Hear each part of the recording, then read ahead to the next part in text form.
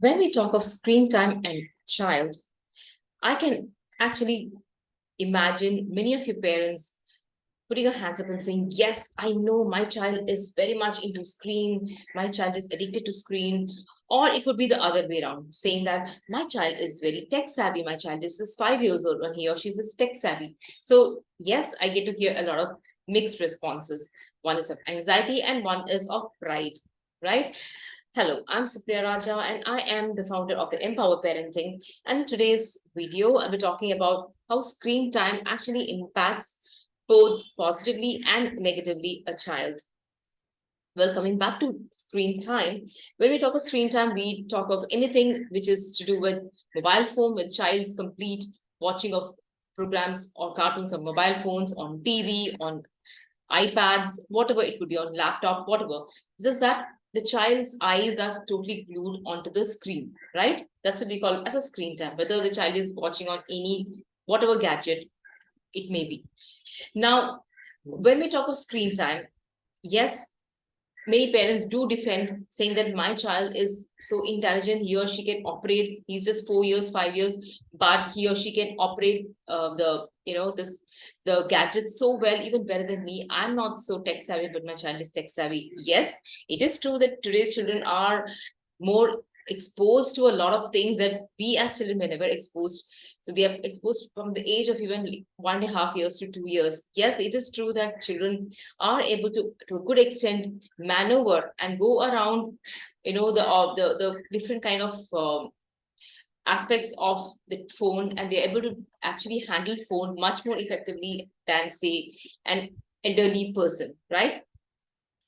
But when it comes to screen time, there are two things that you need to look at it. The first thing is, how does screen impact the child in terms of the child's eyes and the child's brain, right? Now, let me put it this way. I'm not against a child completely, 100% away from screen, which is definitely not possible in today's times, because the child is already exposed from a young age. The child is already having an influence from peers, from friends, where the friends are playing a lot of things, a lot of games, watching cartoon, watching TV, discussing programs, what they have seen on screen. So it's not possible to completely 100% alienate the child from screen. At the same time, then at the same time, you have to be very cautious about how is screen impacting the child, right? So let me put it this way. The positive advantage, let's start with the positive advantage. The positive aspects of having, the child exposed to screen is, yes, there's a lot of information online. The child can actually is able to access a lot of information even at the age of 4 years or 5 years. Maybe it's in the form of some school work. The teacher would have said, look up this particular nursery rhyme or look up that particular poem. The child is able to just, even if the child doesn't know to read, the child can still these days say or speak the particular poem and it will appear on the screen, right? Your child doesn't even know to read or write to even operate a phone, right? That's one thing. The second thing is of eye-hand coordination, because yes, the child is looking at the screen, the child is using their hands, so that definitely is a positive thing, whether there's a better eye-hand coordination for the child to work with. Now let's come to the negative aspect of screen. Yes, all of you know that the negative aspect of screen will impact the child's eye power, right? A child who is watching screen for a very prolonged period of time, which is also very possible these days, is going to be impacted in terms of the power of the eyes is going to increase. And these days you can see a lot of children actually wearing glasses from a much younger age. The other thing is, yes, it impacts the brain also. Now you might ask, how does that impact? Because my child is very fast, my child is able to maneuver phone or maneuver iPad so much better than me. How is that going to impact the brain? Well, there are many ways that it does. The first thing is the rays from the screen, right? The rays from the screen impacts, it has been proven that they are very much detrimental.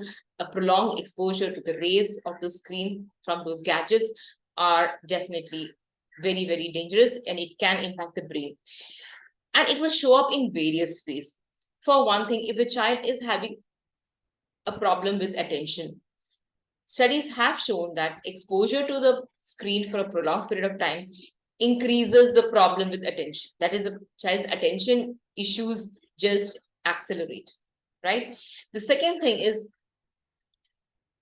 in terms of gratification. Now, when a child is playing a game on the screen, what happens is the child is probably winning a game. So here the child is getting an instant gratification. Now, I want to win this game. I'm winning this game and I've got it immediately. I've won the game. I've got what I wanted. So it's more of an instant gratification. Unfortunately, life is not like a game, right? Life is not like a computer game. Life is comparatively slower, where if you need to accomplish something, you have to persevere, you have to work hard, you have to be patient, you have to be resilient to the challenges that life throws at you. It is so different from what a computer game would be.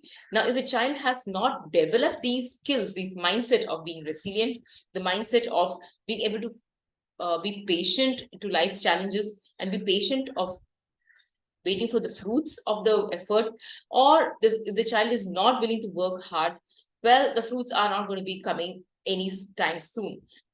But that is not the case with a game, right? So the child is so used to instant gratification, the child will not be able to handle life situations more effectively than a child who has developed these particular skill sets.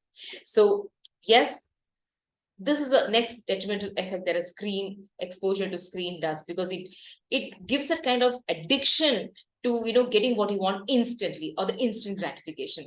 Now when the child sees that life is boring, life is more tougher than me playing with the game, let me tell you, there's a high possibility the child is going to be addicted to games. Now research has also proven in countries like UK, okay, where they have opened clinics for children for de-addiction from screen time.